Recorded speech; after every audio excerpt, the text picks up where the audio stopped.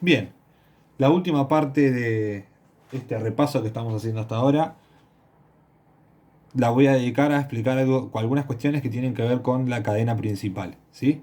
Eh, Hasta ahora, en los ejemplos que yo les indiqué, la cadena principal siempre se encontraba de forma lineal, es decir, la estructura que yo dibujaba así correspondía a a la estructura de la cadena principal, pero a veces no es tan sencillo encontrarla.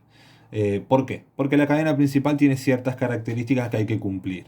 La primera característica que hay que cumplir es que la cadena principal tiene que ser la estructura continua de mayor cantidad de átomos de carbono. Es decir, yo voy a tener que contar desde un extremo hasta el otro en pos de buscar la mayor cantidad de átomos de carbono. Por ejemplo, ¿qué pasa si yo tengo algo como esto?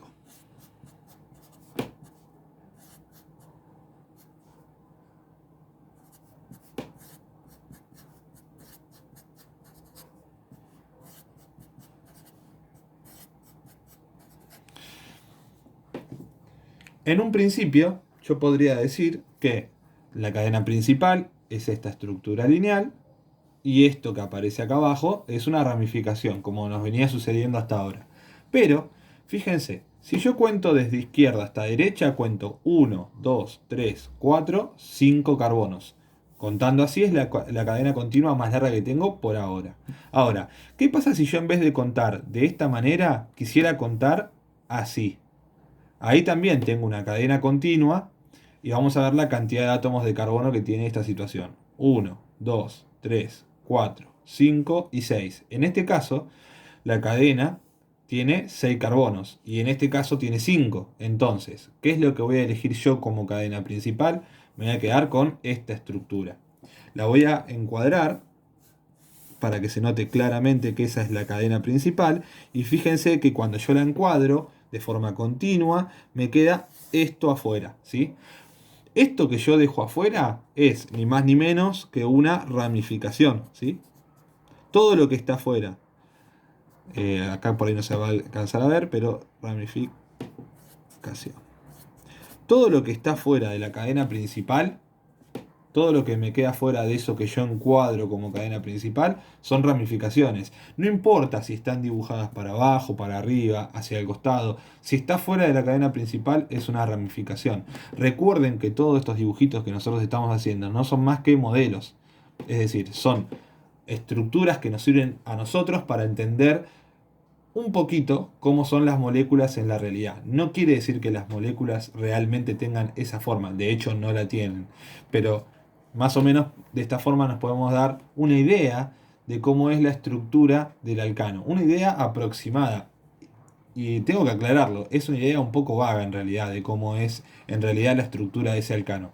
Pero por el momento es la estructura más compleja que podemos analizar nosotros. Más adelante quizás veamos otras formas de analizar estos compuestos para entenderlas un poco mejor en cómo se disponen en el espacio. Pero por el momento nos quedamos con esto.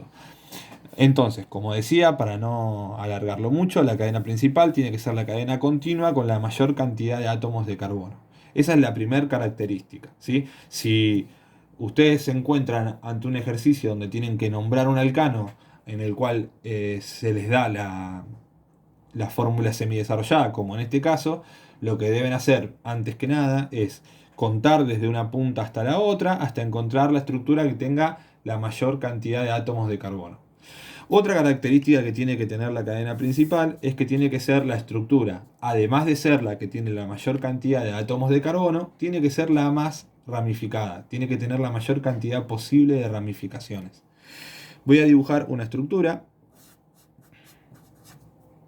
y voy a contar la cadena principal de dos formas. Voy a buscar una cadena de la misma cantidad de carbonos y que sea la de máxima cantidad de carbonos posible para ver cuál tiene más ramificaciones.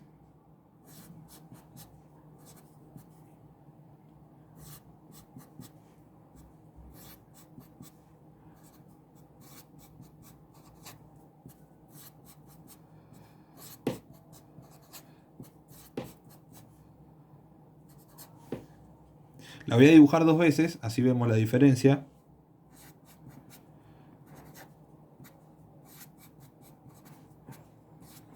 entre una posibilidad y la otra.